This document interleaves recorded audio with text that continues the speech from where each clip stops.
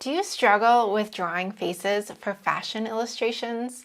Well, I did too. Before I went to fashion school over 20 years ago, I really struggled with faces more than anything. That's part of the reason why I included faces in the fashion design book.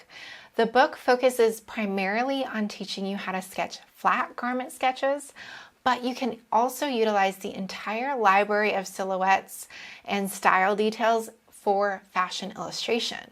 So that's why I included faces.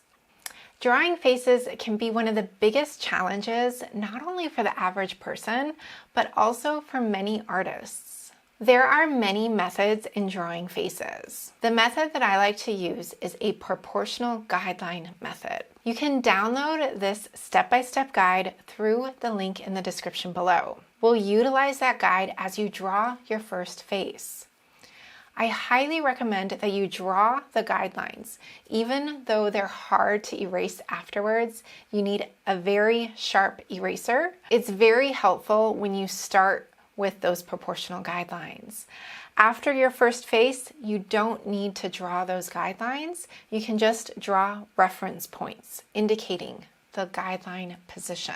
And as a bonus, I've included these pages about drawing faces. Even though normally you wouldn't draw a face for flat garment sketches, you can also utilize that entire library for drawing fashion illustration sketches, which is something that has more movement to it. It's not as flat, and usually there are faces and hair there. So as a reference, you can download the free guide, Drawing Faces with Proportional Guidelines, and follow along. I want you to do this process with me, and if you already have the fashion design book, you already have this in your book. Let's review the step-by-step guide so that you can start drawing proportional faces. So this is a fashion illustration that I did, and I would like to add a face to her. So I can refer to the fashion design book templates here and see the instructions on the proportions of the face.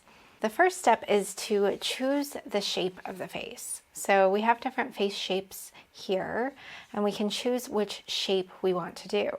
The most common one for fashion illustration would be this shaved off triangle. So we have kind of the pointed triangle here, and then we have a shaved off triangle. It gives you kind of a 45-degree jawline on each side, and then we have a straight chin area.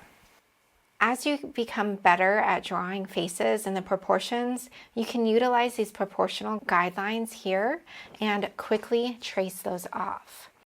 However, to start, we are going to follow the step-by-step guidelines that we're going to mark based on this page here, Drawing Faces with Proportional Guidelines. So I do recommend tracing until you get used to the proportions, and after a while, once you're used to that, you won't need to trace anymore. And of course, we have so many different eyes and noses and mouths to choose from in order to trace if you'd like. So let's start with the proportional guidelines. We're going to draw a horizontal guideline at the bottom of the head, and then two guidelines a third of the total head height. So I am going to go ahead and trace it because it's going to be quicker than doing the math and figuring it all out. So we have thirds. And then we have draw a vertical line down the center of the head and then add one horizontal line, splitting the middle horizontal in half. So we have the half of the middle third area.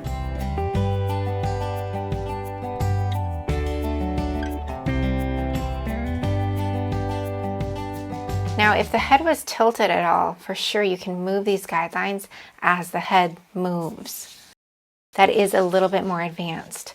So the eyebrows go slightly below the top guideline. The top guideline that we've done, you can choose your eyebrows that you want to use here and trace them on there. I'm going to use the second to last, slightly below the top guideline.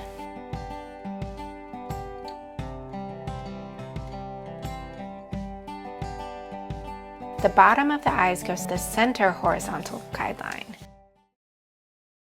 The eyes are a little bit harder to trace, but you can just do your best with that. And if you need to reference the enlarged version, you can reference that. You want to make sure the center of the line is going through the center of those eyes.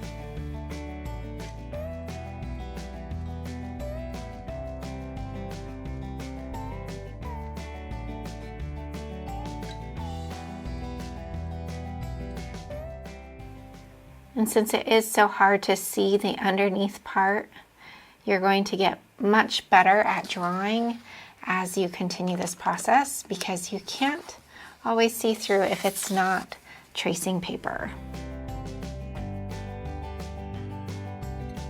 So we want to make sure that the width of the eyes are the same distance as one of the eyes. So you can measure one of your eyes and check the distance between. Mine's a little bit too far away, so I need to move it in closer. If those eyes are too far apart, they don't look right. So we only want one eye width is the distance between those eyes.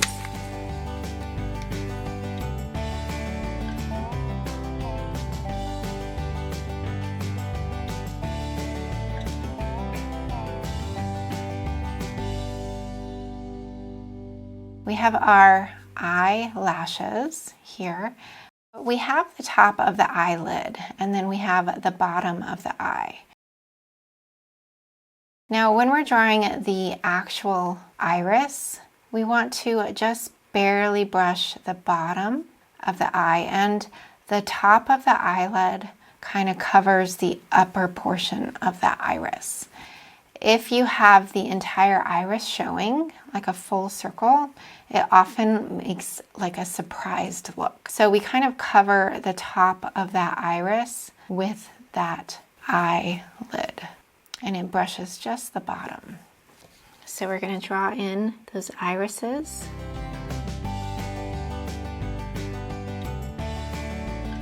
Then we're going to continue down the face, and the next guideline, we're going to place the nose right below that guideline. And often for the nose, I'll just do 2 tiny little nostrils like that. And sometimes I'll do a little upper portion like that to indicate the shape of the nose.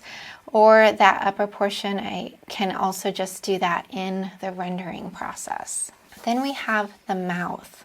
So we want to draw another guideline halfway between these 2 lower guidelines. So in drawing the lips, we have so many different lips to choose from here. And actually one of my favorites is kind of more like this one, or just like this one. I like just a small, something like that, or that can be fun. And then you can kind of render it with black marker. But there are so many different options to choose from here. I want to give her a little bit of a smirk maybe. The lips really change the actual face. And I know a lot of people like to draw like a heart and then draw the lips in that way. That we can get a lip that way, or we could do circles and an oval.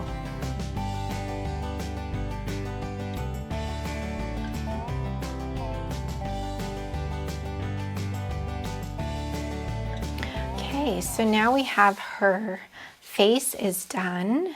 Maybe we need to give some cheekbones here, indicating that the cheekbones usually go to the peak of the mouth on the sides. So that's over here.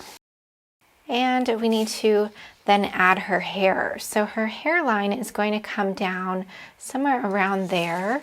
Usually it's one more proportion up. So we'll add the top guideline at the top of the head. This is really not indicating the hair height though.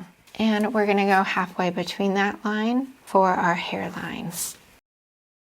Then we have any hair options to choose from.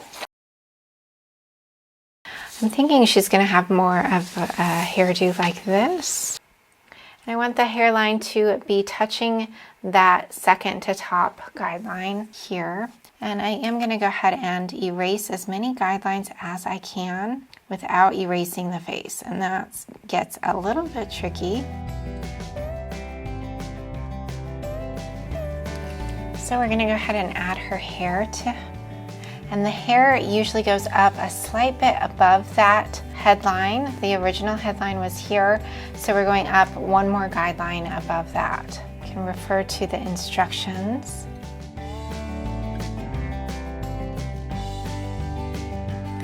And as we're doing hair, we want to kind of consider it as locks of hair, not single strands of hair.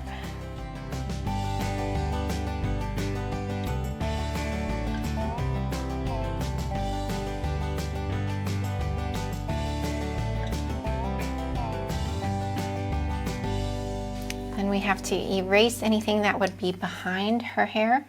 So you will notice that those guidelines are quite difficult to erase without removing the face. But you know what? That gives you extra practice to redraw. And after a while, you won't need those guidelines anymore. So it is just a reference. Another way to get those guidelines on there without drawing them all the way through would be to just do a little indication of one, and step by step, following each of these steps, indicate where it is, and then go and trace what you want, which shape you want. So one by one, instead of drawing out the whole line, you can just indicate, okay, this top line, that's the top of my eyebrows. So I would do little dots indicating that, and then go to the eyebrows and draw the eyebrows. The next one would be my eyes. I would do 2 little dots indicating that guideline. That would be the bottom of my eyes, and so forth. We're just doing little dots instead of full lines all the way across. But I think the first couple times, do the guidelines. It's definitely going to help you with your proportions. And then after a while, you can try other options. All right, so she is ready to start rendering. I think we need to add a little bit of a necklace or something to her. The guide is also available as an Illustrator file. In case you're used to using Adobe Illustrator, you can access all of the vector-based drawings. I hope you've enjoyed this lesson. One important tip that I would like to recommend for this is using the finest tipped black or brown marker you can find for outlining the face. With the Micron or the Edding markers, you can find a 01 marker, and that is the finest tip. When you're using these markers, make sure that you let it dry. These fine-tipped markers take longer to dry than artist markers that you render with. Let it dry for many, many minutes before you erase any pencil line marks that might still be there. Don't forget to download that free guide showing you step-by-step how to draw proportional faces. In case you don't have the fashion design book yet, you can find it on Amazon and most online book retail stores. It includes an entire library of silhouettes and style details from which you can choose to design your own unique styles. I'm Gina Renee, and I teach online pattern making and design courses so that you can design and sew clothes you love that fit. I hope you've enjoyed today's video. Please like and subscribe if you have, and I'll see you in the next one.